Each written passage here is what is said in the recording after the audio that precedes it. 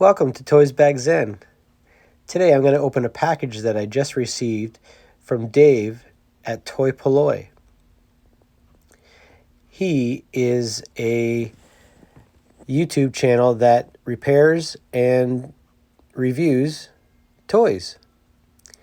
And I contacted Dave and asked him if he had a boot that I needed for a 1974 Mego 8-inch Spock. And not only did he send me the boot, he also sent me pins, a sticker, and he also makes custom cards. And this one is awesome. I really like this one, Dave. Thank you. Those will be put up in my shop. And then here's the information if you want to connect to Toy Polloi or even check out his videos. Thanks a lot. So here's my 8-inch Mego figure. I just got this in a lot and thought it'd be fun to put him back together, and he had most of his stuff, so that's what we're going to do. We have to make a pin that you can use to connect the two pieces together, the boot and the upper leg. Now you can buy them. There's people on eBay that makes them, and I think I can make my own, so I don't need 10 pins. So what we're going to do is we're going to try to make them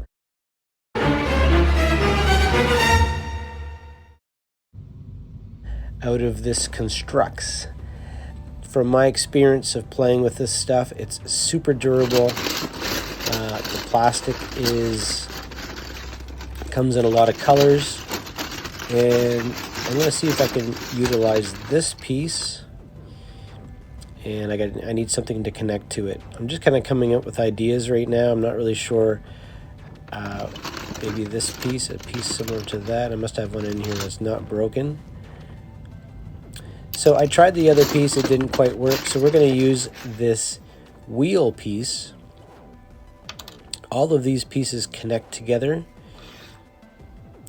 And the reason why I'm using this wheel instead of just that round piece is that this piece needs to go into the boot. See the round section there? And it needs to fit in there. So the inner circled piece does fit perfectly without having to sand it or make it smaller. So now I'm still trying to figure out a way to do this. So I'm going to, of course, cut all the excess plastic around the inner part of the wheel. And we'll cut that down so that it's, like 3 or 4 millimeters. And then we'll shape it when we get everything together.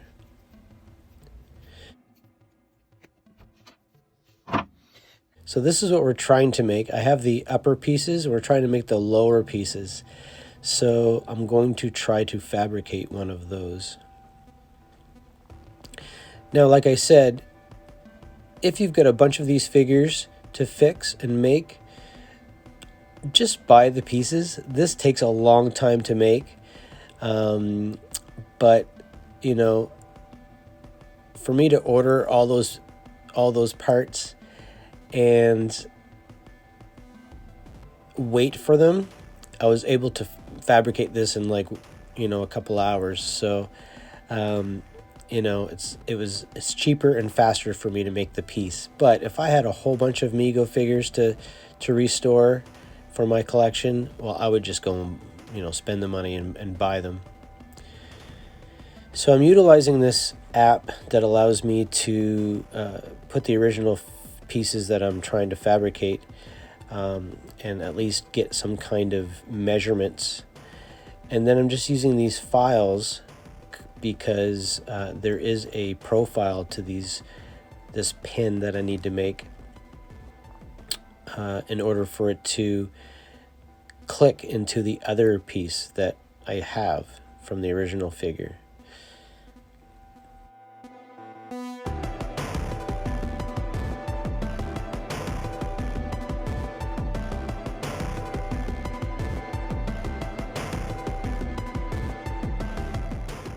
So I'm using this file. This is called a nut slot file. It's for guitar repair. I am a luthier and I do fix guitars for a living. So I have these cool files. So this is a great file because it's allowing me to file the middle section of this peg a lot thinner than the rest of the peg, and that's what we want. The reason why I use this plastic too, it's got some give to it. It's not rubbery, but it's super strong. Like I could probably take this piece and try to break it, and it would not break. It would just bend.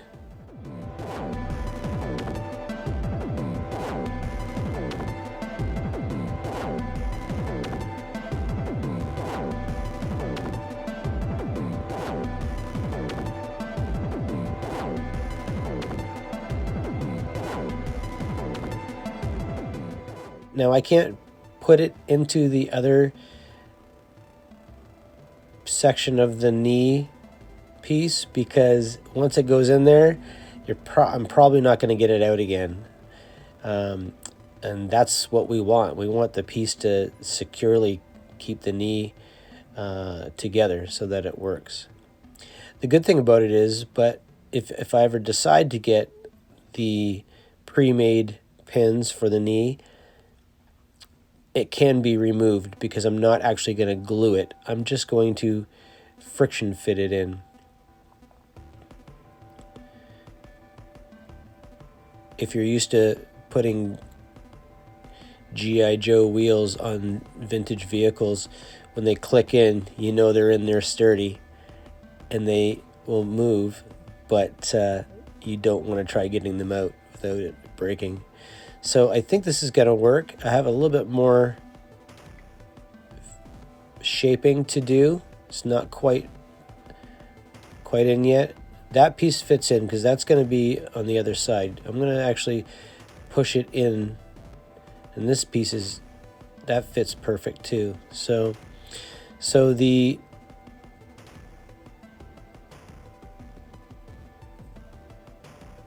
this needs to be shaped a little bit more. It needs to be a little bit smaller in diameter. So a little bit more filing to do, and I think it'll be ready to be cut and then put on.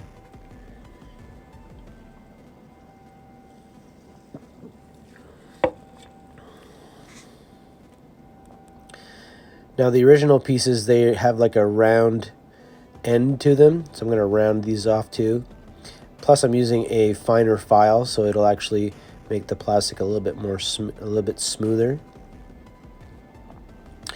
And this is a buffing pad for doing finishes, and they work great for plastic. I think this one is 1500 grit. So there's my piece.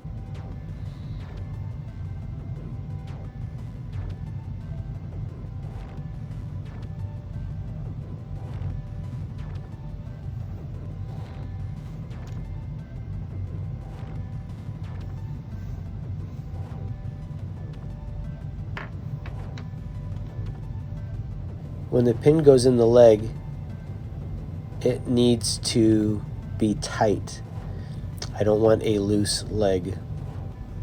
So let's put this in.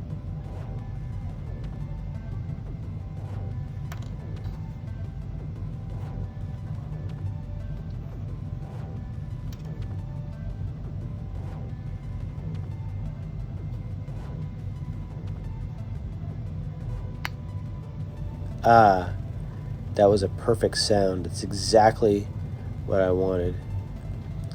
Now it's not tight yet because this other piece that I've cut from the wheel,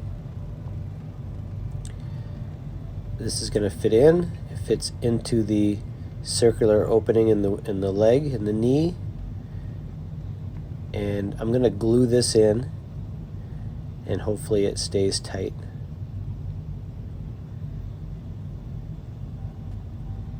There'll be more shaping to do afterwards, after the glue is dry, because I want it to be as flush as possible.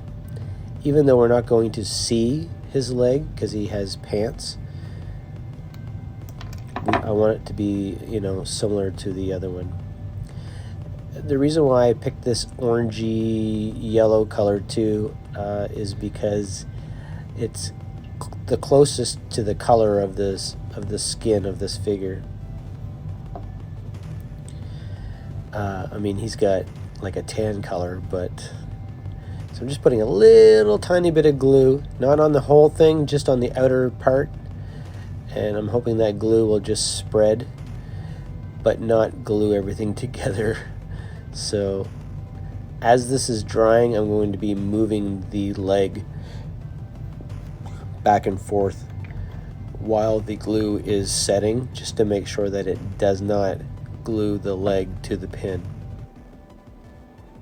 I still want articulation there. I'll clean a little bit of that Gorilla Glue off.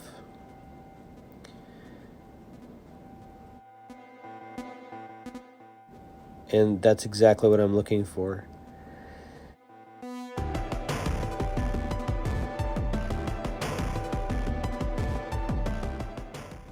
So we're just gonna let that sit and dry. I'm gonna give it overnight. I'll set it on this battery.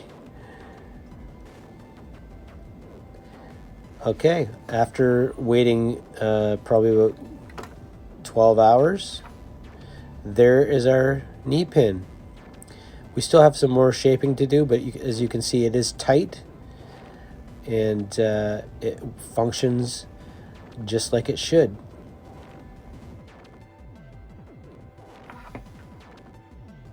The original pin on the other leg is I will say, much tighter, but as long as it holds and he can stand, that's all I care about. So now I'm just going to tape around the knee pin, because I'm going to be using a series of files, and I'm also going to be using a fake Dremel that I have. I have a real Dremel at the shop when I make guitars, but this is my cheap one that I bought at a discount store one time, and I never really used it because, well, you'll hear it if I have the sound on here. It speeds up by itself, but that'll be fine. I'll just be careful. So I'm just shaping this down as close to the leg as I can. That way it's nice and flush. I don't think I'm going to bother painting it either. I mean, I could if I really wanted to paint it.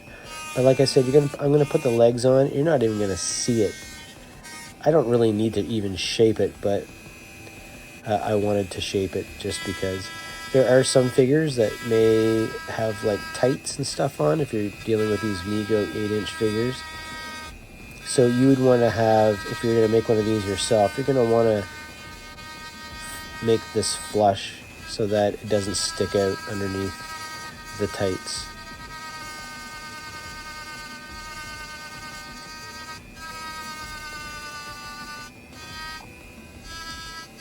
Pants that go down to about his ankles.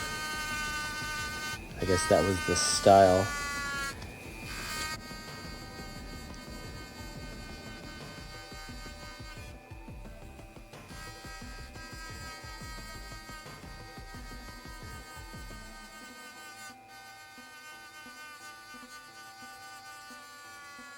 So here we go. Here's the final leg pin that I made. I think it looks great.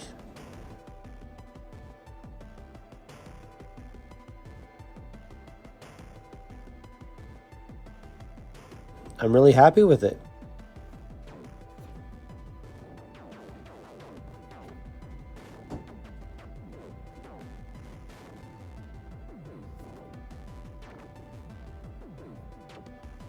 We'll see what he looks like with his accessories and his uniform.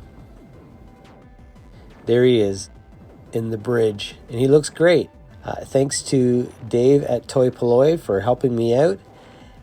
Please comment, subscribe, and leave a like on this video if you enjoyed what you see here.